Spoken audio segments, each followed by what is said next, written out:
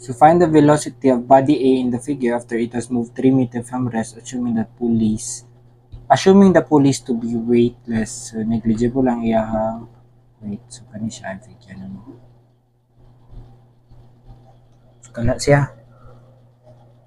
So button ni money is murag yapon.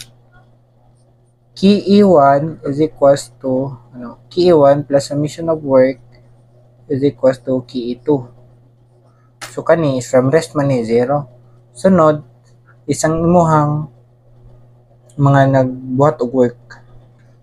So kani is 1,500 weight padulhog, then ang iyang direction for motion is pasaka man. So negative 1,500 Newton times 3 meters. Sunod is kani. Ang imong goal is kani isa kani siya 3 meters. So kani 1,000, kung 1,000 ni 1,000 sa ding sa rope. So 2,000 ni diri. So ang kaning 2,000 diri is ning bitad siya 3 meter pasaka positive work.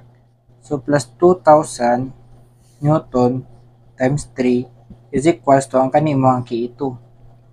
So kani siya 1/2. Ang iyang mass is 1,500 divided by 9.81 times ang iyahang velocity squared. Ana. Sunod is plusan nimo siya sa kani key1 ani, key2 ani 1/2 sa 1,000 divided by 9.81. Ang velocity ani niya tanawa, kung musaka ni siya 3, kanina og ni siya 1.5. Kay duha man ni siya kakuan. Silbi ang pagdaog ani niya ba kay ma-divide mo ni siya nga dire VB is equals to 2VA. Pasabot kung ang velocity ani niya is 3, ang velocity dapat ano niya is kaduha or 6. Muni diri. So substitute nimo na dira. Ang imong velocity sa V is 2VA then squared. So makuha nimo ang velocity sa A. Negative 1,500 times 3 plus 2E3 times 3. So 1/2 1,300 divided by x squared plus 0.5 sa E3 sa 2x squared.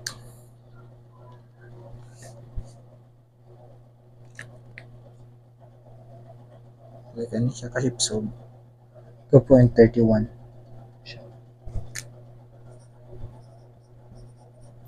meter per seconds.